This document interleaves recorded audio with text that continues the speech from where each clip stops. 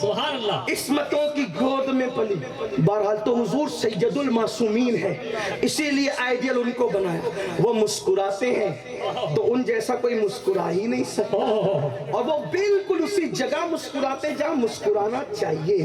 لیکن بڑے سے بڑا شریف آدمی بھی کبھی کبھی وہاں مسکرا دیتا ہے جہاں اس کو مسکرانا نہیں چاہیے. اسی لیے آئیڈیل کون ہے؟ حضور.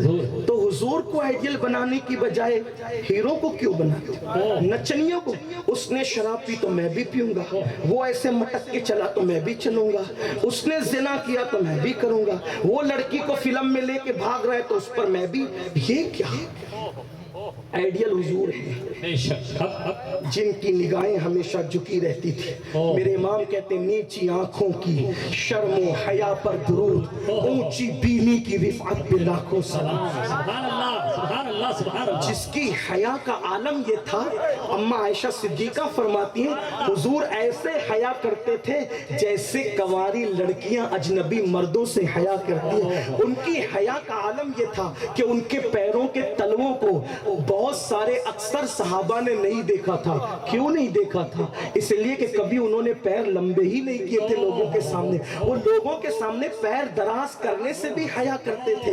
ان کو ناک چھنکتا ہوا کسی نے نہیں دیکھا.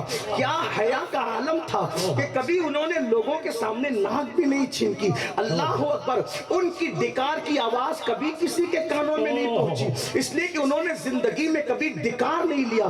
آپ اندازہ تو فرمائیں حضور علیہ السلام کیسے آئیڈیل ہے. ایسی ہستی کو چھوڑ کر وہ کمال حسن حضور ہے کہ گمان نقص جہاں نہیں. یہی پھول خار سے دور ہے، یہی شمع ہے کہ دعا نہیں. کروں تیرے نام پہ جاں فدا، نہ بسے کہ جاں دو جہاں فدا، دو جہاں سے بھی نہیں جی بھرا. کروں کیا کروڑوں جہاں نہیں. اور کہتے ہیں آقا تیری صورت زمانے سے نرالی ہے، تیری سیرت تیری صورت زمانے سے نرالی ہے. تیری ہر ہر ادا پیارے دلیل بے مثالی ہے. انہیں غصہ وہی آیا جہاں آنا تھا، انہوں نے وہی مسکرایا جہاں مسکرانا تھا، انہوں نے وہی استراحت فرمایا جہاں استراحت فرمانا تھا. وہ وہی تشریف لے گئے جہاں ان کو تشریف لے جانا تھا، وہ وہی بیٹھ گئے جہاں انہیں بیٹھ جانا تھا، وہ وہی کھڑے ہو گئے جہاں انہیں کھڑے ہو جانا تھا، وہ وہی رو پڑے جہاں رونا چاہے وہ بہت بڑا کردار تھا، بہت بڑا ہنر تھا،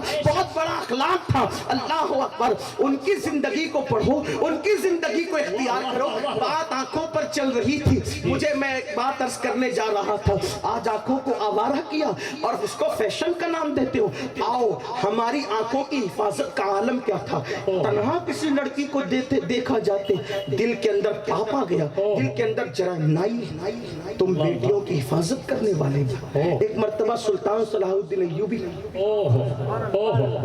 آپ نے غوث پاک کی محفل بھی رکھی ہے. پتہ ہے صلاح الدین کون تھے؟ غوث پاک کے مرید تھے. صلاح الدین لوگوں کو قادری بننے کا ہے شوق بڑا، لیکن قادریت پتہ ہی نہیں آج تک کیا ہے. ہاں صلاح الدین قادری تھے اور ڈبل قادری تھے. میں اپنے ذوق کے مطابق کہتا ہوں کہ وہ ڈبل قادری سے اعتبار سے کہ بچپن میں غوث پاک کے مرید ہوئے. جب جوان ہوئے تو غوث پاک کے شہزادے کے پاس سید عبدالرزاق تاج الاولیاء کے پاس ہے.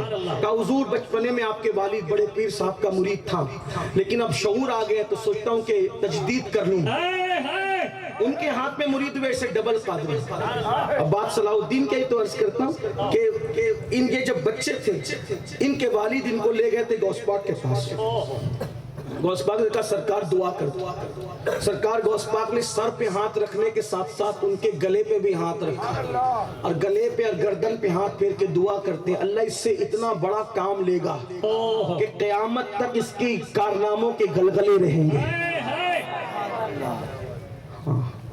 دعا میں لوگوں سے کہتا ہوں اپنے بچوں کو جب اللہ والے آیا کرے تو دعا کروایا کرو، اس لیے کہ سینکڑوں سال کی محنت وہاں نہیں پہنچاتی جہاں اللہ والوں کی دعا پہنچاتی.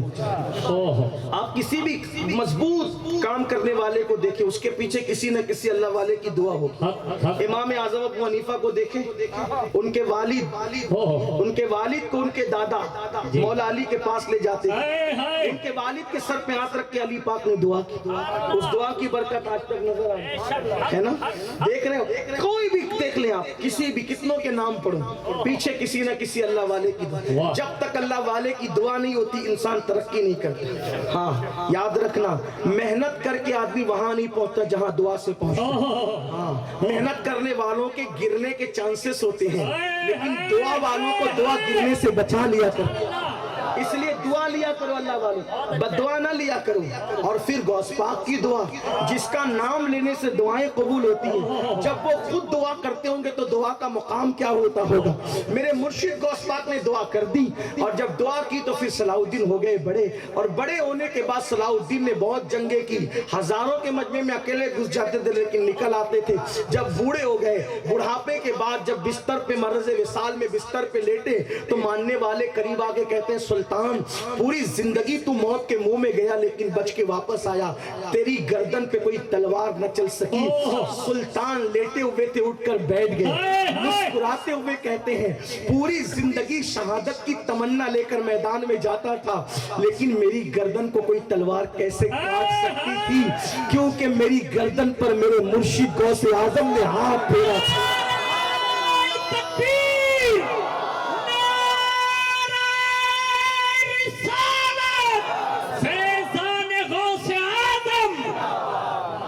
इमाम कहते हैं, क्या दबे जिस पे हिमायत का हो पंजा तेरा, क्या दबे जिस पे हिमायत का हो पंजा तेरा, शेर को खतरे में लाता नहीं कुत्ता तेरा, तुझसे दर दर से सग और सग से है मुझको निस्बत, मेरी गर्दन में भी है दूर का डोरा तेरा, तो इस निशानी के जो सग हैं नहीं मारे जाते, हश्र तक मेरे गले में रहे पट्टा तेरा, और मेरी किस्मत की कसम खाए सगाने बगदाद, हिंद में रह के भी देता रहूं पैरा तेरा, हिंद में रह के भी देता रहूं पैरा तेरा।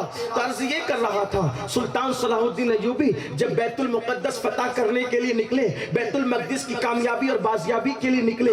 ये भी हैरत अंगेज बात है, बैतुल मुकद्दस 2 बार फतेह हुआ, एक उस मर्तबा फतेह हुआ जब नबी के तैयार करदा लोग आए, और दूसरी मर्तबा उस वक्त फतेह हुआ जब गौसे पाक के तरबियत याफ्ता लोग आए। अल्लाह अकबर, क्योंकि किरदार बनाए जाते हैं, किरदार सिखाए जाते हैं, इंसान साजी की जाती है। अल्लाह अकबर। तो सुल्तान बैतुल मक़दिस फतह करने के लिए निकले, सलेबियों को बहुत दर्द हुआ, बड़ी तकलीफ हुई, क्योंकि जानते थे अब मुसलमान मैदान में आया है तो दुनिया की कोई ताकत मुकाबला न कर सकेगी। अल्लाह ने इस कौम को वो टैलेंट अता किया है, इस कौम को वो सलाहियत अता की है, जब ये आए तो फिर कोई टिक नहीं पाता। इसीलिए बातिल का तरीका क्या है, इस्लाम दुश्मन ताकतों का तरीका क्या है, तुम्हें रास्ते से हटाने के लिए वो तलवारों से नहीं डराते, तुम्हें रास्ते से हटाने के लिए वो मिसाइलों से नहीं डराते, तुम्हें रास्ते से हटाने के लिए वो बमों से नहीं डराते। क्यों? इसलिए कि तुम डरते ही नहीं हो, तुम तो ये कहते कि हमें तो दोनों ही जानिब से सरफराजी है, मरे शहीद और बच गए तो गाजी है। अगर मर जाए अल्लाह की राह में तो कुरान जिंदगी का ऐलान करता है, वला तक़ुलू लिमन युक़तलू फी सबीलिल्लाहि अमवात बल अहयाउ वलाकिन ला तशऊरून। शहादत से बेहतर कोई मौत नहीं है, क्योंकि शहीद का पहला कतरा जब जमीन पे गिरता है तो उसे अल्लाह का दीदार नसीब होता है। वो बड़ी खूबसूरत जिंदगी है जिसे शहीद की मौत कहते हैं। अगर लोगों को शहादत की अजमत पता चल जाए तो फिर अल्लाह अकबर, दुनिया में इनकलाब ही इनकलाब है। तो बहरहाल अर्ज़ ये कर रहा था, बातिल आपको रास्ते से हटाने के लिए हथियार का इस्तेमाल नहीं बल्कि औरत का इस्तेमाल, हुस्न का इस्तेमाल, शराब का इस्तेमाल, गुनाह का इस्तेमाल करते हैं। क्यों?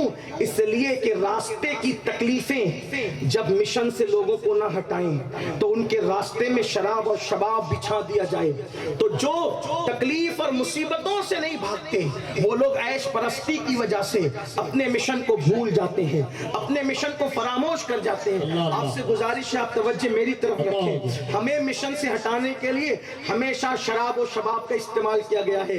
मेरी कौम के जवानों, आज जो जानवरों से बदतर तुम्हारे हालात हैं, आज जो बेउकत होकर रह गए हो, आज जो बेहैसियत होकर रह गए हो, اس کی وجہ کیا ہے؟ اس لیے کہ تم شراب و شباب کی طرف گئے. نکل آؤ شراب سے, نکل آؤ شباب سے. صلاح الدین ایوبی ہی نے کہا تھا کہ ہزاروں ہتھیار کی جھنکار مسلمانوں کو وہ تباہی پر نہیں لا سکتی جو شراب اور شباب مسلمانوں کو تباہی کے دہانے پر پہنچا دیتا ہے. اس لیے میری قوم کے جوانوں احساس کرو, سوچو, غور کرو. چند منٹ کے چند لمحات کی لذتوں کی وجہ سے پوری قوم کا سودا نہ کرو, پوری قوم کو تباہی اور بربادی کے دہانے پہ نہ پہنچاؤ. تو صلاح الدین ایوبی جب مشن پہ نکلے تھے کہ بیت المقدس کو آزاد کرانا ہے, بیت المقدس پہ اسلام کا پرچم لہرانا ہے, تو اسلام دشمن طاقتوں نے ارد گرد صلاح الدین کے ارد گرد لڑکیوں کا جال بچھا دیا. اب ذرا دیکھنا, اگر وہ ہماری طرح ہوتے, ان کی تربیت نہ کی ہوتی, نہیں ہوتی, قادریت کا فیضان ان کی آنکھ اور ان کے دل پر نہ ہوتا, تو پھر کیا ہوتا؟ اللہ اکبر. سلطان کو شکار کرنا تھا, سلطان شکار کر رہے تھے اس لیے کہ جنگل میں تھے. شکار کرتے کرتے سلطان جنگل میں اللہ اکبر اپنے دوستوں سے, اپنے ساتھیوں سے دور نکل جاتے ہیں, اور دور نکل گئے تو بالکل جو ہے وہ ساتھی بچھڑ گئے, اور وہ ساتھیوں سے بچھڑ گئے. بڑا شیر دل تھا سلطان, سلطان بہت طاقتور, اللہ نے اس کو بہت قوت دی تھی. صلاح الدین ایوبی کو قادری جو ہو پھر وہ بے خوف ہی تو ہوگا. اس لیے کہ سرکار غوث پاک کہتے ہیں مریدی لا تخف اللہ ربی اتانی رفعتا للت المنالی. میرے مرید گھبرانا مت, میرے مرید ڈرنا مت. قادریوں کے ڈر کیسا؟ سیاسی لیڈروں سے ڈر رہے ہو, کون سی قادریت ہے؟ بیماریوں سے ڈر رہے ہو, کون سی قادریت ہے؟ مندی سے ڈر رہے ہو, کون سی قادریت ہے؟ مطلب قادریت میں ڈوبے نہیں, اسی لیے ڈر ہے. جس دن قادریت دل میں بیٹھ جائے کسی سے نہیں ڈر. وہ ٹیپو سلطان اتنا بے جگر تھا, تحقیق کرو قادری سلسلے میں مرید تھا. بلکہ ہم نے تو اپنے بزرگوں سے سنا ہے کہ ایسا پکا اور ایسا کٹر قادری تھا وہ ٹیپو سلطان, جس کو دنیا کہتی ہے, جس نے اپنی تلوار پہ یا شیخ عبد القادر جیلانی شیخ اللہ لکھا ہے. جب تک سلطان حیات رہے انگریزوں کو یہ کہنے کی ہمت نہیں ہوئی کہ ہندوستان ہمارا ہے. جب سلطان شہید ہوئے تھے تو اس کی لاش سے بھی انگریز ڈر رہا تھا. آج چوہوں سے ڈرتے ہو کیونکہ اللہ کا ڈر نہیں ہے. چھپکلی سے ڈرتے ہو, اللہ کا ڈر نہیں ہے. اللہ کا ڈر نکل جائے تو انسان مخلوق سے ڈرنے لگتا ہے, اور جب اللہ کا ڈر دل میں بیٹھ جائے تو آدمی بے خوف ہو. اور اسی کا نام قادریت ہے کہ سب تم سے ڈرے, تم اللہ سے ڈرے. غوث پاک کتنے بے خوف تھے, منبر پہ کھڑے ہو کے بادشاہ کو چیلنج کرتے تھے, سیدھے رہے. آج تو محلے کے کارپوریٹر کو نہیں کہہ سکتے سیدھے رہے, وہاں بادشاہ کو کہتے تھے سیدھے رہے ورنہ تیری اوقات یاد دلا دوں گا. ہمیں کوئی 2 کوڑی کا تحفہ لا کے دے دے تو آدھا جھک جاتے اس کے سامنے. بادشاہ لے کر آیا تحفہ, سونے کی اشرفیاں لے کر آیا. حضور لے لو, کہا لے جا, میں نہیں لیتا. یہ جگر تو چاہیے نا, جس کے دل کا کنیکشن قدرت سے جڑتا ہے وہ یوں بے نیاز ہے. کون دیتا ہے دینے کو منہ چاہیے. میں یہ نہیں کہتا تحفہ نہ لیا کرو, لیکن حلال حرام دیکھ کے لیا کرو. بہت اچھے. حلال ہوا کرے تو لے لو, حرام ہوا تو بالکل بے جگری سے کہو لے جا. غوث پاک نے کہا لے جا. اس نے کہا حضور لے لو. فرمایا کہا نہ لے جا. اس نے کہا حضور لے لو, تحفہ لینا سنت ہے. اس کو پتا نہیں تھا کہ کس کا لینا سنت ہے. جلال میں آ گئے, دونوں اشرفیوں کی تھیلیاں اٹھائی, پکڑ کے ایسے دبایا نیچے خون گرنے لگا. فرمایا لوگوں کا خون چوس کے لا کر مجھے دیتا ہے, میں تیری جنت چاہتا ہوں, تو میری جہنم چاہتا ہے. اگر نسبت رسول کا خیال نہ ہوتا اس کو اتنا نچوڑتا کہ اسی خون میں تیرا محل ڈوب جاتا. آئندہ ایسی حرکت نہیں کرنا چاہتا. یہ تھا ہمارا کردار. غوثیت ماپ کے اندر یہ آج کیا جہاں دیکھا جھکے, جہاں جھکو ایک ہی بار کرو,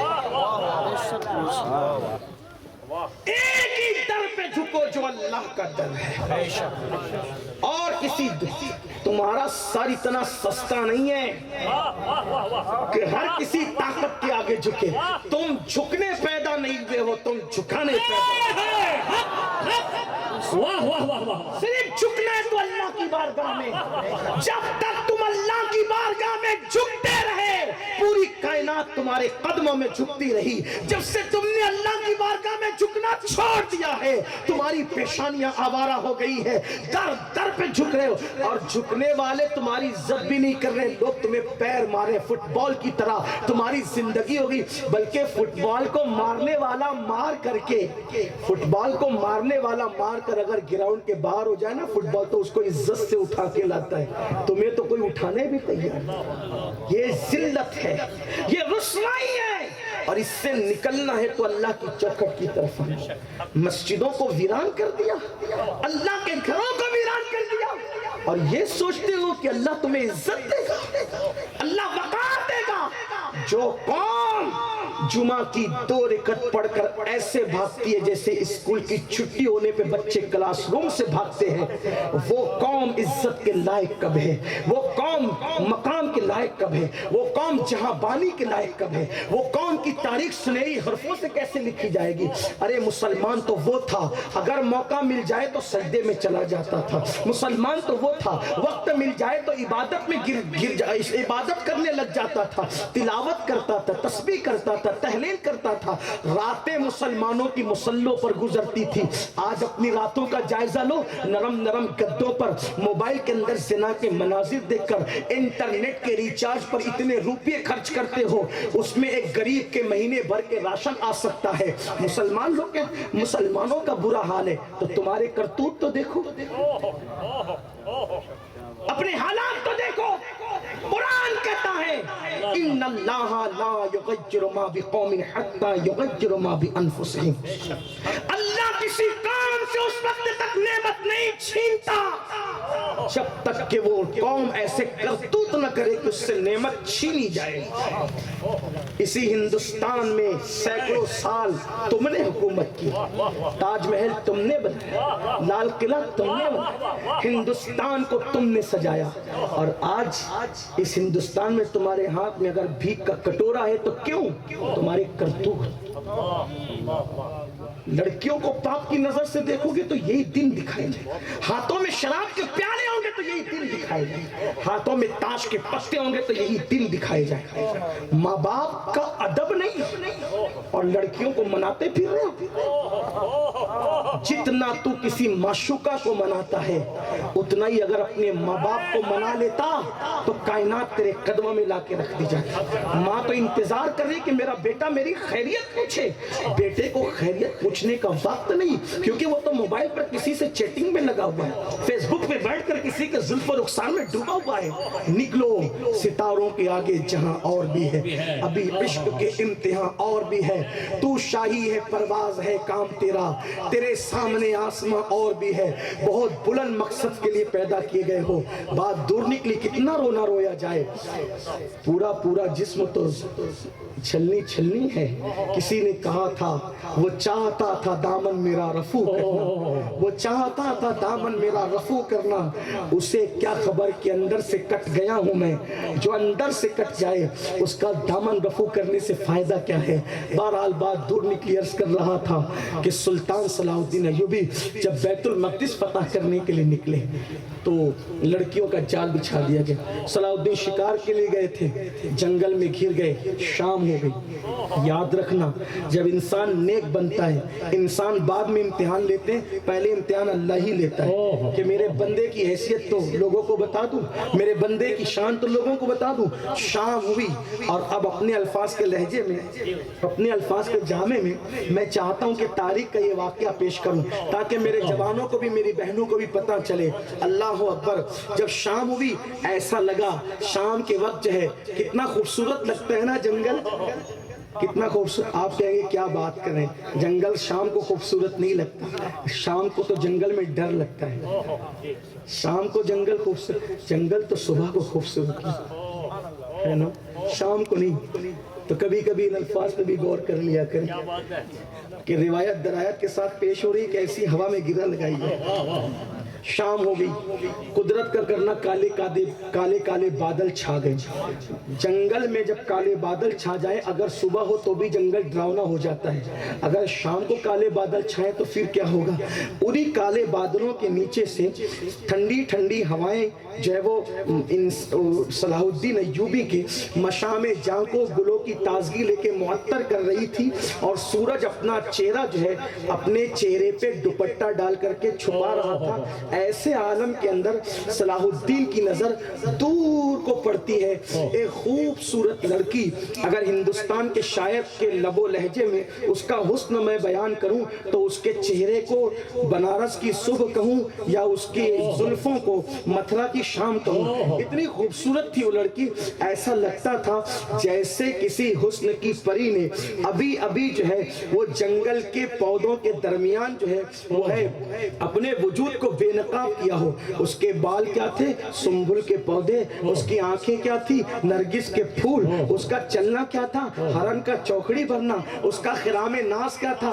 ایسا لگے کہ جیسے کوئی مور جو ہے وہ بادلوں کے درمیان، بادلوں کے برسنے پر جو ہے وہ رقص کر رہا ہو۔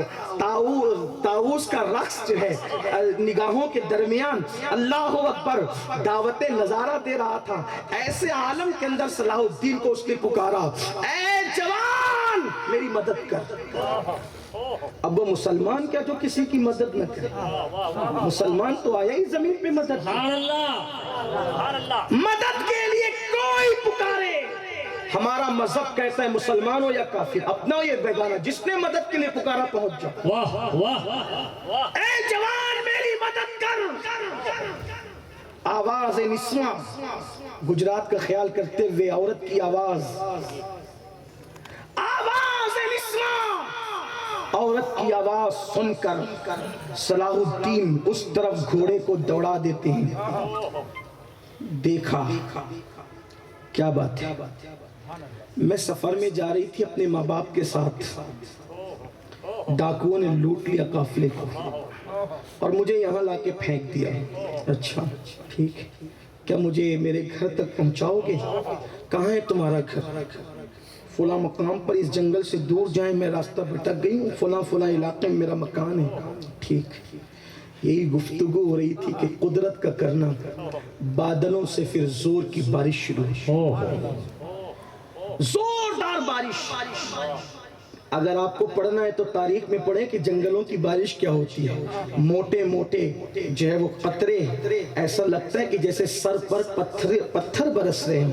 ایسے میں صلاح الدین نے اس لڑکی کو کہا، ابھی بارش ہو رہی ہے، چلو کسی غار میں پناہ لیتے ہیں، تھوڑا رکتے ہیں، اس کے بعد بارش بند ہوگی تب نکلیں گے۔ یہی تھا اس کا راستہ، کوئی راستہ تو تھا نہیں۔ دونوں غار میں گئے، بھیگا ہوا بدن ہے، زبان حیا خاموش ہے، اب اس پہ تفسیرہ کیا کریں؟ اس لیے کہ اگر میں کوئی ادیب ہوتا، کوئی سخنور ہوتا تو یقیناً میں اس کی عکاسی کرتا، لیکن میں منبر رسول پر ہوں، کسی لطیفے کی محفل میں نہیں، نہ ہی میں کسی ادبی کوئی محفل میں ہوں، نہ کسی شاعر کسی مشاعرے میں ہوں، ورنہ اتنا ضرور کہوں گا میں آپ کو، اگر کسی کا بدن بارش سے بھیگ جائے تو کپڑوں کے حالات کیا ہوتے ہیں، یہ دانشور انسان اچھی طرح سمجھتا ہے۔ بھیگنے والا بدن پہ کپڑے ایسے ہیں، ہو یا نہ ہو دونوں برابر، دونوں کے کپڑے بھیگ گئے تھے۔ غار کے اندر پہنچے، اندھیرا ہو گیا تھا۔ صلاح الدین نے پتھر سے پتھر گھسا، آگ جلائی، آگ جلانے کے بعد صلاح الدین بیٹھ گئے سر نیچا کر کے۔ وہ لڑکی حیرت تھی، تاریخ میں اس لڑکی کا ذکر آتا ہے کہ وہ کہتی تھی مجھے ڈاکوؤں نے لوٹا، لیکن کیسے اس کو ڈاکوؤں نے لوٹا تھا میں آج تک سمجھ نہیں پایا۔ بالکل یوسف علیہ السلام کے بھائیوں کی طرح اس کا حال تھا کہ وہ کرتا لے کر کے آئے یعقوب علیہ السلام کے پاس، کہا کہ ہمارے بھائی کو بھیڑیے نے کھا لیا۔ تو یعقوب علیہ السلام ہنس کے کہتے ہیں بھیڑیا کتنا ہوشیار تھا کہ پورا یوسف کھا گیا لیکن کرتے کو پھاڑا تک نہیں۔ پورا یوسف کھا گیا، بھیڑیا کرتے کو کرتا نہیں پھٹا۔ یہ کوئی کتنا ہوشیار تھا کہ کیسے کھا لیا؟ بھئی کوئی انسان کو بھیڑیا کھائے گا تو پہلے تو کرتا پھاڑے گا، کرتا صحیح سلامت۔ دیکھو چور چوری کرتا ہے تو رومال تو چھوٹ ہی جاتا ہے، کوئی نہ کوئی نشانی تو چھوٹ جاتی ہے نا، بس یہی حال تھا۔ وہ کہتی تھی مجھے ڈاکوؤں نے یہاں لا کے پھینکا۔ کیسے ऐसे शरीफ डाकू थे कि उसको यहाँ ला के फेंका और उसका मेकअप भी खत्म नहीं हुआ, उसके जेवरात को भी धक्का नहीं लगा, उसके हुस्न को भी कोई धक्का नहीं लगा। वो जो बैठी थी गीले कपड़ों में वो लेट गई। गार का अंधेरा, आग का उजाला, उस पर ऐसा लगता था जैसे कोई नशेमन पे बिजलियां गिरा रहा, और वो लेट गई इसलिए कि उसे तो भेजा किसी मकसद के लिए गया। लेट कर उसने अपने हाथों को, अपने सर को यूं संभाला और संभाल कर देर तक खूबसूरत सलाहुद्दीन अय्यूबी को देखती रही। लेकिन सलाहुद्दीन थे कि वो गर्दन झुका के बैठे। जब कोई आशिक गर्दन झुका के बैठता है तो मुझे मेरे मुर्शिद हुजूर अशरफी मियां शेखुल मशाइख का एक शेर याद आता है, झुका के सर बैठते हो तुम क्यों, ये राज ए अशरफी बता दो। झुका के सर बैठते हो तुम क्यों, ये राज ए अशरफी बता दो। तुम्हें तसव्वुर हुआ है किसका, ये किसकी शक्लें हंसी है दिल में। तुम्हें तसव्वुर हुआ है किसका, ये किसकी शक्लें हंसी है दिल में। दिल के आईने में है तस्वीर यार, जब जब जब जरा गर्दन झुकाई देख ली। आशिक गर्दन झुकाकर किसी मकसद के लिए बैठता है। अल्लाह अकबर। सलाहुद्दीन गर्दन झुकाए हुए मुफक्किर मुतफक्किर बैठे हुए हैं। वो लड़की कहती है सलाहुद्दीन, अच्छा अभी तक अजनबी कह के पुकार रही थी, अब कहती सलाहुद्दीन मेरे हुस्न की तौहीन तो न कर। मैं कितनी खूबसूरत हूँ, तुम मुझे नहीं देखते। मेरे हुस्न ने तुम्हें मुतासिर नहीं किया क्या? एक खूबसूरत लड़की गार के अंधेरे में और आग के उजाले में भीगे हुए बदन के साथ किसी के साथ बैठी हो, बल्कि लेटी हो, और उसका दिल नहीं धड़कता, क्या वजह है? सलाहुद्दीन अय्यूबी के जुमले तारीख में मौजूद है और शान कादरियत बताते हैं। सलाहुद्दीन कहते हैं वल्लाह हुस्न से मुतासिर वो होता है जो किसी के हुस्न को देखता है। मैंने तो तुझे नजर भर के देखा, क्योंकि मेरा मजहब किसी औरत को नजर भर कर देखने की इजाजत नहीं देता। जब तक निगाहों का तकद्दुस ये था तब तक तुम फहराम फाते थे। अब ये हो गया कि थोड़ी सी चीज को भी आप पाप की नजर से देख कैसे हो गया। कुरान कहता है या अय्युहन नास इत्तकू रब्बकुमुल्लज़ी खलक़कुम मिन नफ्सिन वाहिदा। अल्लाह से डरो, अपने रब से डरो जिसने एक जान से तुम्हें पैदा किया। मतलब शादी से पहले भी अल्लाह से डरो। अब दूसरा मरहला, शादी करते वक्त अल्लाह से। शादी की खुशी में अल्लाह को भूल मत जाना। जब शादी करो तो आइडियल अपने जो नबी है ना वो देखो कि हुजूर ने शादियां कैसे करवाई और वहां उनके घराने में शादी कैसे हुई थी। बड़ी माजरत के साथ ऊना वालों, तुम्हें इमाम हुसैन के करबला के सिर्फ 3 दिन याद है। इमाम हुसैन की उम्र 3 दिन नहीं थी। इमाम हुसैन 56 साल जिंदगी गुजारे थे। तो आपको जहां करबला के 3 दिन याद है और याद रहना भी चाहिए, लेकिन वो 56 साल भी तो याद करो इमाम हुसैन के घर में शादियां कैसे होती थी। कौन से हुसैनियों, हाथों में कड़े वाले, कौन से हुसैनियों, कपड़े वाले, कौन से हुसैनियों। ये मक्कारियत वाला मामला नहीं चलता। असल और सच्चा हुसैनी वो है जिसको देखकर दुनिया पुकार उठे। जब गुलाम के किरदार का आलम है तो करबला वाले हुसैन के किरदार का नारे तकबीर, नारे रिसालत, खानदाने ताजदारे करबला। मुझे कोई एक ज़ईफ से ज़ईफ सबूत लाके बता दो कि इमाम हुसैन के घर में कोई शादी हुई हो और उसमें ढोल बजे हो, गाने गाए गए, पटाखे फोड़े गए हो, आतिशबाजी की गई हो। मुझे बताओ तो सही, एक शादी बताओ ना। शादियां नहीं हुई थी। अच्छा ये भी याद रखना, आप ये नहीं समझना कि वो गरीब लोग थे, ये तुम्हारी गलत फहमी है। करबला के 3 दिन के फाका कशी को देख के उन्हें गरीब नहीं समझना। मैं उसको गरीब क्यों कहूं जिसके खानदान का सदका आज भी बट रहा है। हक हुसैन, हक हुसैन। अरे غریب کسی کو نواز سکتا ہے، غریب کسی کو نواز سکتا ہے، غریب کسی کو نہیں نواز سکتا ہے۔ ارے حسین کتنا بڑا غریب نواز ہوگا جس کی نسل میں غریب نواز ہوگی۔ خواجہ کا ہندوستان جس کے بیٹوں میں غریب نواز ہے، وہ کتنا بڑا غریب نواز۔ اے دل بغیر دامن سلطان اولیاء، یعنی حسین ابن علی جان اولیاء۔ بہت مالدار لوگ تھے وہ۔ میں نے لوگوں کو کہا بھی، محرم شریف میں کہا، میں نے کہا کہ تم سے کہتا ہوں، مالیگاؤں میں بھی کہا تھا، لکھنؤ میں بھی کہا تھا، ابھی اونا والوں سے کہتا ہوں، تمہارے یہاں جو فیکٹری کا مالک ہوگا یا پورے اونا میں سب سے بڑا مالدار مسلمان ہوگا، اس کے دروازے بھکاری جائے تو وہ کتنا دے سکتا ہے؟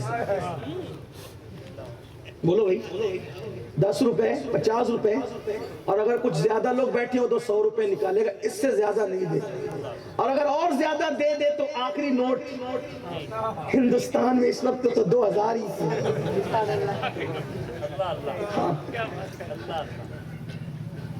2000 کی نوٹ، اس گلابی کو پانے کے لیے کتنے کالے کالے لوگوں نے منہ کیے اور کس طرح سے لوگوں نے جرائم کیے، تو اللہ رحم فرمائے۔ بہرحال میں سیاسی آدمی نہیں ہوں، اس لیے میں کوئی تبصرہ نہیں کرتا، لیکن بہرحال اتنا بڑی نوٹ سب سے زیادہ آخری ابھی ہمارے یہاں صرف 2000، وہی نکال کے دیکھنا، اور اگر آج دے دیا تو شاید مہینے بھر تک، یا پھر شاید دینے کی ہمت نہ ہو کسی کو، ہے نا؟ یہی ہے میرے حسین کے گھر کا حال۔ اگر ایک دن میں 3 سائل آ جائیں، کسی کو 50,000 دیا جا رہا ہے، کسی کو 10,000 دیا جا رہا ہے، اور وہ بھی معذرت کے ساتھ کہا جا رہا ہے کہ آج اتنا ہی اتنا لے لو بابا، اس سے زیادہ ہوتا تو اور عطا کرتا۔ کبھی 100 بکریاں دی جا رہی، کبھی 300 بکریاں دی جا رہی، پوری روایتیں اٹھا کر کے پڑھیں۔ آپ پوچھیں مولانا حسن صاحب سے، یہ تو ماشاءاللہ بہت مہارت رکھتے ہیں، پوچھیں برکاتی صاحب سے پوچھیں کہ کتنی 100 بکریاں، کبھی ایک بکری بھی کسی کو دی صدقے میں؟ اور اگر دی تو پھر کب دی؟ ابا بیمار پڑ گئے تو صدقے میں اس لیے دی کہ ابا اچھے ہو جائیں، اللہ کے لیے کہا دیا صدقہ، ابا کو اچھا کرنے کے لیے دیا۔ بیٹے کا نام کہا، حالانکہ اس میں بھی دے سکتے، کوئی منع نہیں ہے، بلکہ فرمایا کہ اپنے بیماروں کا علاج صدقے سے کرو، لیکن اس وقت میرے امام کے گھر میں کوئی بیمار نہیں تھا،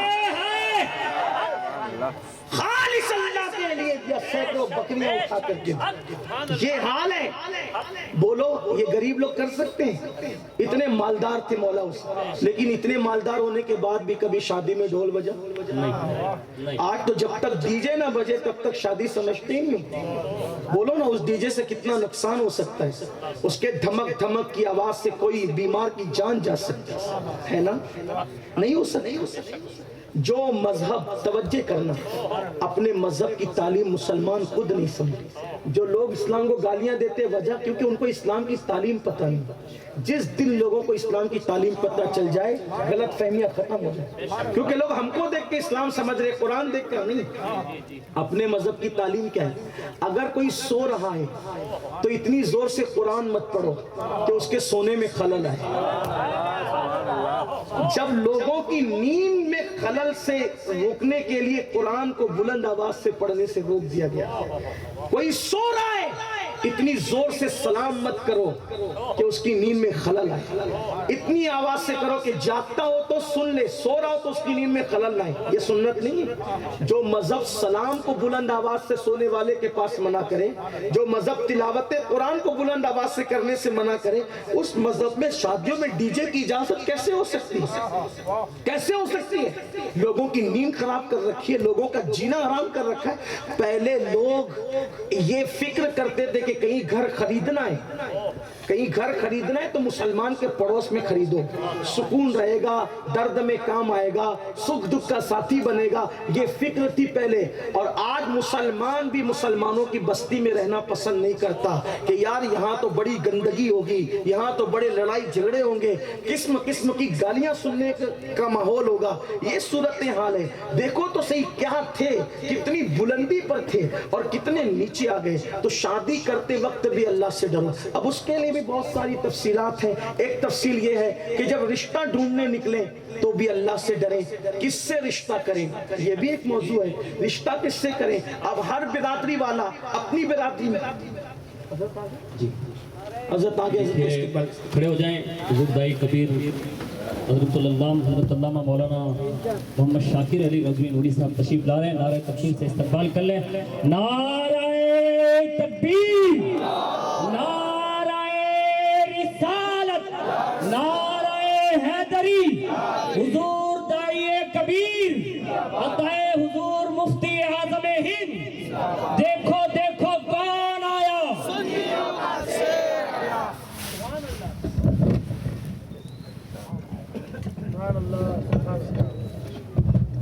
دروشی پڑھنے بیٹھ جائیں آپ لوگ۔ اللہم صلی علی سیدنا و مولانا محمد معدن الجود والکرم و آلہ و اصحابہ و بارک وسلم، صلاۃ و سلام علیک یا رسول اللہ صلی اللہ تعالی علیہ وسلم۔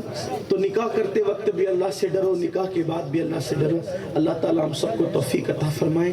ہماری محفل کے خصوصی خطیب تشریف لا چکے ہیں، ہمارے قائد، ہمارے امیر، جن کی خطابت زمانے میں انقلاب بپا کر چکی ہیں، جن کے خوبصورت جملوں نے انگریزوں کے دلوں کو بھی متاثر کیا، اپنے اور بیگانوں کے دلوں کو متاثر کیا ہے۔ ایسا خطیب آج ہمارے شہر اونا میں موجود ہیں، اور چونکہ ہم لوگ خود حضرت ہی سے سیکھ کر آپ کی خدمت کرتے ہیں، اس لیے میں حضرت کے اور آپ کے درمیان حائل نہیں رہنا چاہتا۔